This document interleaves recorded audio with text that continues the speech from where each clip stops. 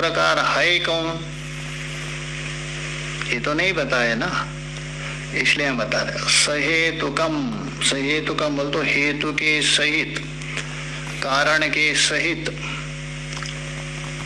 द्वैविध्यम, दो प्रकार की बताया था ना, किसको, प्रकृति को, उस प्रकृति को दर्शयति, दर्शयति बोल तो उसको दिखा रहे, अर्थात उसको समझा रहे, प्रतिपादन कर रहे। कौन, ग्रंथकार।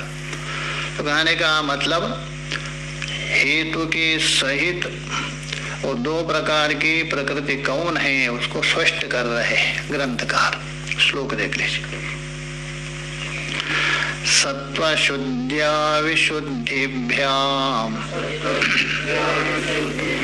माया विद्ये च ते मते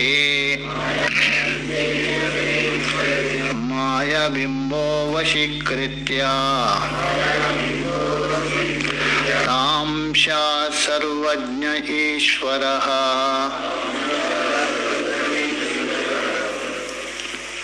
तो दो प्रकार की कौन है बता रहे, देखिए। सत्व शुद्धि और अशुद्धिभ्याम। सत्व शुद्धि ही माया और सत्व अशुद्धि अविद्या, क्रम से लगा दीजिए।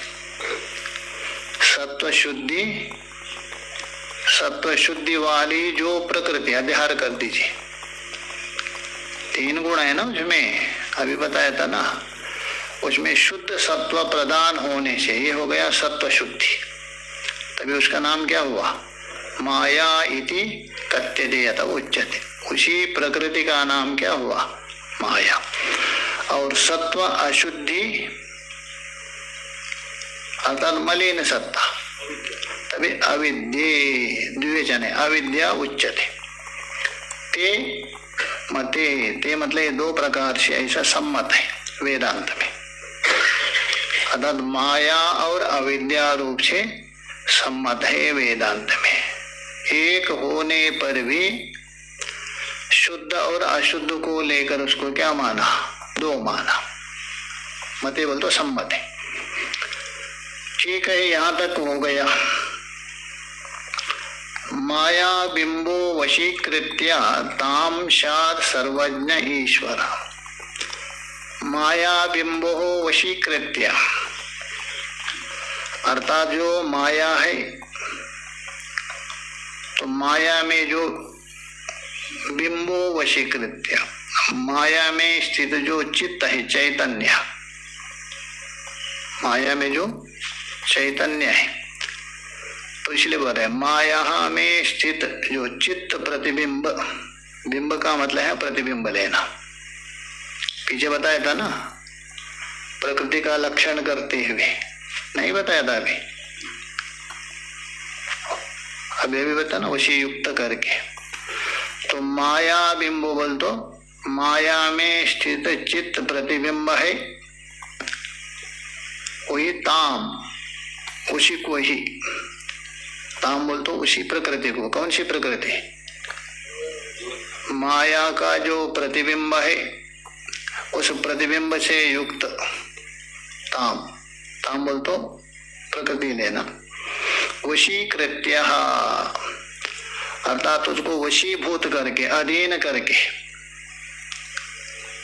माया से युक्त जो, माया प्रतिबिंब से युक्त जो प्रकृति है, उस प्रकृति को वशीभूत करके जो युक्त होता है, सर्वज्ञ ईश्वरस्यात्, उस चैतन्य का नाम क्या पड़ा, सर्वज्ञ ईश्वर। शब्दांतर से यदि कहे सत्वगुण प्रदान हो गया कौन, माया हो गई, और उस माया में प्रतिफलित चैतन्य है, वो क्या है, ईश्वर है। किंतु यहाँ की विशेषण दे वशीकृत्य, माया उसके अधीन है, माया को वशीभूत किया, माया के अधीन नहीं है वो, दोनों में अंतर है। माया को क्या किया, वशीभूत किया, अधीन करके जो प्रतिबिंब है वो ईश्वर है, और अविद्या के अधीन जो प्रतिबिंब है वो जीव होता है। दोनों में ये अंतर है। एक जो उसके अधीन है माया, एक अविद्या के अधीन है चैतन्य, ये अंतर है। तो इसलिए हम बोल रहे हैं वशीकृत्या, वशीकृत्या बोल दो अधीन कृत्वा शात किम सर्वज्ञ ईश्वर शात। तो कहने का तात्पर्य हो गया शुद्ध सत्व प्रदान हो गए कौन? माया। उस माया को वशीभूत करके अधीन करके उसमें प्रतिफलित चैतन्य है, वो हो गया ईश्वर। तो इसलिए दिया है, नहीं तो इतने से काम चल जाएगा। माया प्रतिफलित चैतन्य ईश्वर। तो वशीकृत्य क्यों कहा? इसलिए है माया उसके अधीन है, इसके उस चैतन्य के ईश्वर के, इसलिए बता दे। ठीक है, मैं देखिए सत्वश्य, सत्वश्य का अर्थ कर रहे हैं, ऊपर है ना सत्वा अशुद्धि, तो है ना सत्व शुद्धि और अशुद्धि, इसलिए सत्व शुद्धि अविशुद्धिभ्याम, इसलिए तो बोले सत्व शुद्धि है, बाद में अविशुद्धि। तो सत्वश्य बोल तो प्रकाशात्मकस्य गुणस्य, क्योंकि तीन गुण है ना माया का, एक प्रकाश, मूड और घोर, तीन माना है, उसका संज्ञा दिया है।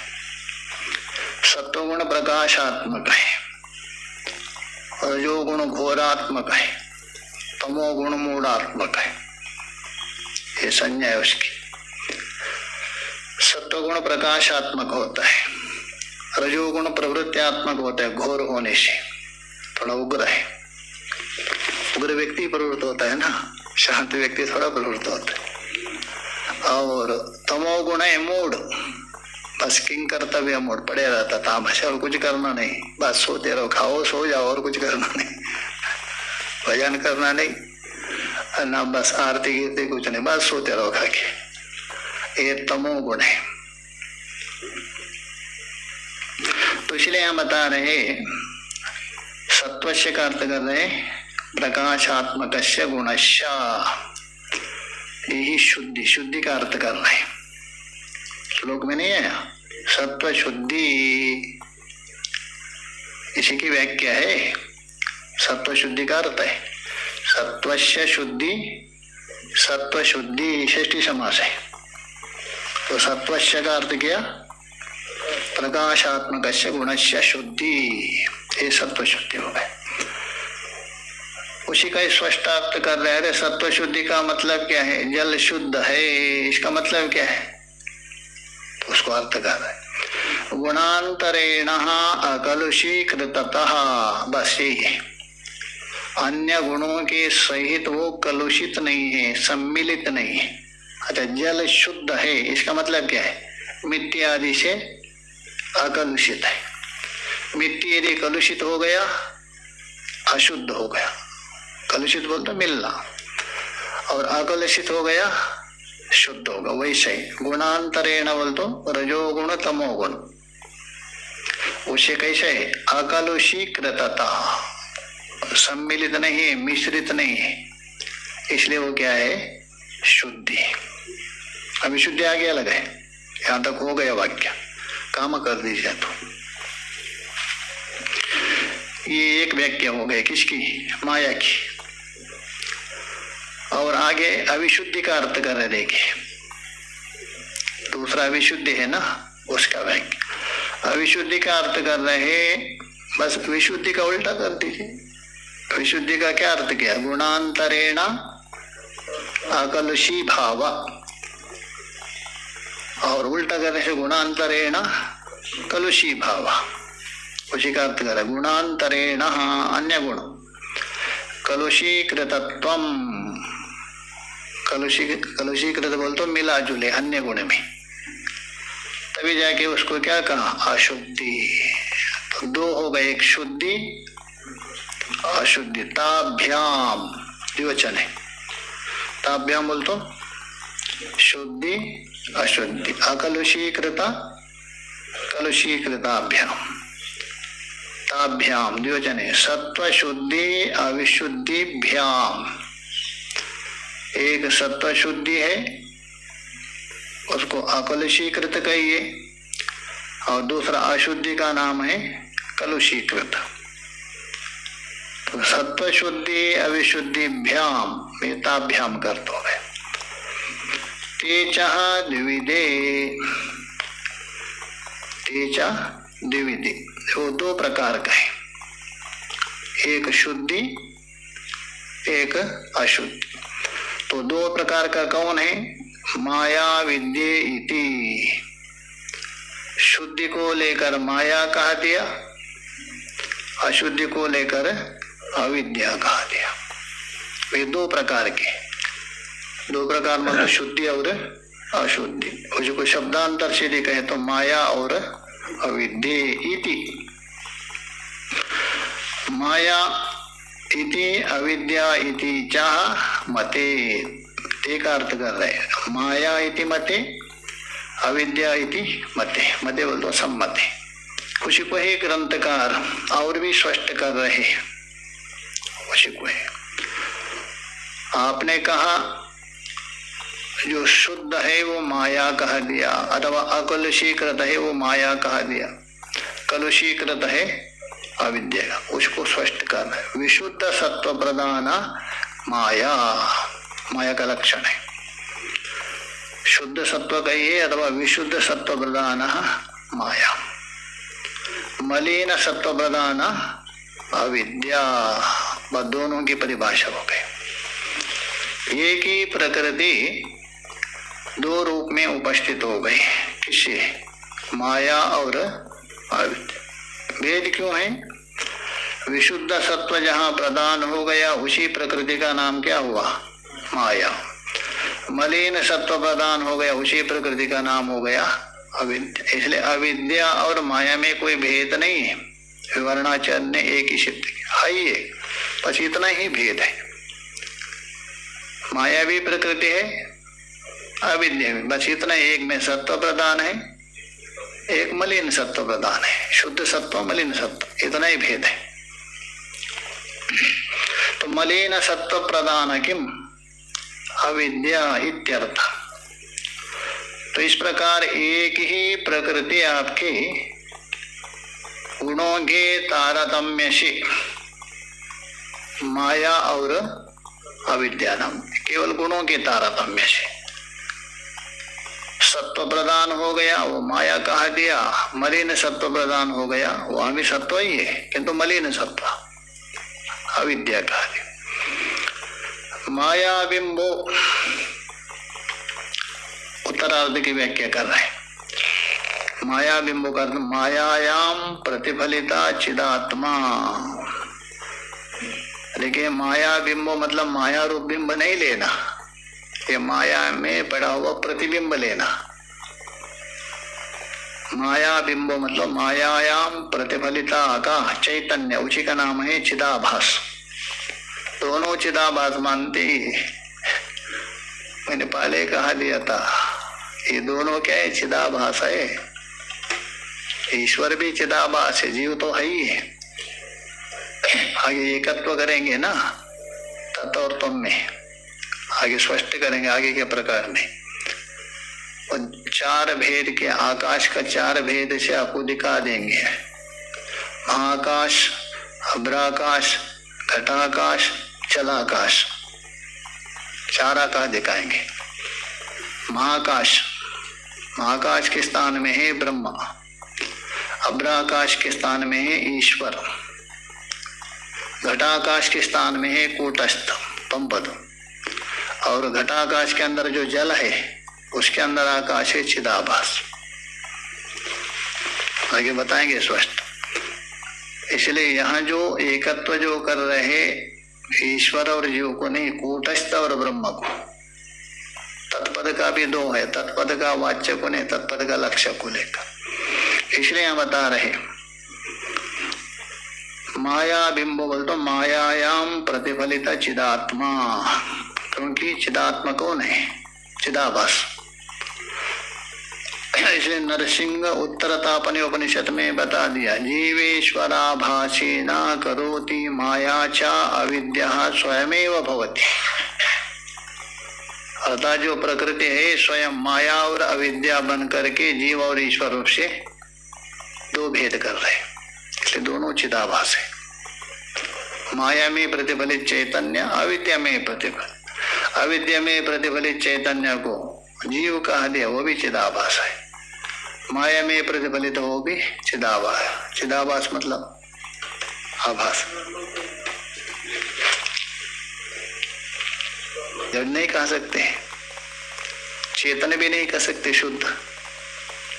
अच्छा, दर्पण का प्रकाश क्या वास्तव में प्रकाश है क्या? वो नहीं। अप्रकाश कह सकते क्या? प्रकाश भी कर रहे, तो वैसे ही है उपाधि के कारण। तो इसलिए हम बता रहे माया बिंबो बोल तो मायायाम प्रतिफलितः चिदात्मा, माया में जो प्रतिफलित चिदात्मा बोल तो चिदाभास, ताम मायाम वशीकृत्य। परंतु इसमें एक विशेषता है, माया में प्रतिफलित चैतन्य है ना, उसके अंदर एक सामर्थ्य है। क्या सामर्थ्य है? उस माया को अपना वशीभूत कर रहे, माया को अधीन कर रहे, स्वाधीन, माया के अधीन नहीं है। ताम, ताम का अर्थ कर रहे, ऊपर है ना ताम, मायाम वशीकृत्या, वशीकृत्य का अर्थ कर रहे स्वाधीनी कृत्या, अपने अधीन किया है। भले वो चैतन्य का प्रतिबिंब है, उस प्रतिबिंब ने क्या किया है? माया को अपने अधीन हथौड़ी में पकड़ा है। तो स्वाधीनी कृत्या वर्तमान, मतलब विद्यमान, वो जो कौन? चैतन्य। तो कहने का मतलब माया में प्रतिफलित जो चैतन्य है, उस चैतन्य ने माया को क्या किया? अपने अधीन किया। ऐसे जो विद्यमान चैतन्य का नाम ही कौन है? ईश्वर। ईश्वर की परिभाषा हो गई। सर्वज्ञ, सर्वज्ञत्वादि गुण का, वो सर्वज्ञ इसलिए है, माया को अपने वशीभूत किया इसलिए सर्वज्ञ है। जीव को आगे बताएंगे। अविद्या के वशीभूत है कौन? जीव, इसलिए अल्पज्ञ है। बस यही अंतर है जीव और ईश्वर में, और कोई नहीं। माया को वशीभूत किया है इसलिए वो क्या है? सर्वज्ञ, सर्वविद। अविद्या ने जिसको वशीभूत किया है इसलिए जीव क्या है? अल्पज्ञ है। यही अंतर है। सर्वज्ञ, सर्वज्ञ बोलते सर्वज्ञत्वादि गुण का, ऊपर है ना सर्वज्ञ, वो सर्वज्ञत्व बोल तो सर्वज्ञ है, सर्वविद है, सर्वशक्तिमान है, सब लेना। सर्वज्ञत्वादि गुण कहा का ईश्वर। तो इसलिए यहाँ माया और अविद्या को बता दिया और ईश्वर को इस श्लोक में तीन बता दिया। प्रकृति दो प्रकार की है, एक माया, एक अविद्या। विशुद्ध सत्व प्रधान माया और तस्मिन् प्रतिफलिता चैतन्य ईश्वर, और उसके मलिन सत्व प्रधान अविद्या। जीव नहीं, जीव को कहाँ है अभी? या तो आपको तीन ही दिखा दिया अभी तक, माया, अविद्या, माया प्रतिफलित चैतन्य। जीव को आगे दिखाएंगे। मतलब इस श्लोक का एक तात्पर्य होता है ना, पूरा याद है तो कौन तात्पर्य याद रखना चाहिए पढ़ने के बाद। मतलब इस श्लोक में क्या तात्पर्य निकल गया, बस इसमें तीन सिद्ध हुआ। भी प्रकृति दो प्रकार की है और प्रकृति का लक्षण, विशुद्ध सत्व प्रधान माया, मलिन सत्व प्रधान अविद्या। और विशुद्ध सत्व प्रधान माया में प्रतिफलित चैतन्य ईश्वर। यहाँ तक होगा इसमें, जीव को आगे बताए। इसे तीन बताया, माया, अविद्या, ईश्वर। जीव को आगे बताएंगे, उसको हम कल विचार करेंगे। आज पूज्य महाराज का प्रादुर्भाव दिन है। ओम पूर्णमदः पूर्णमिदं पूर्णात् पूर्णमुदच्यते पूर्णस्य पूर्णमादाय पूर्णमेवावशिष्यते। ओम शांति शांति शांति।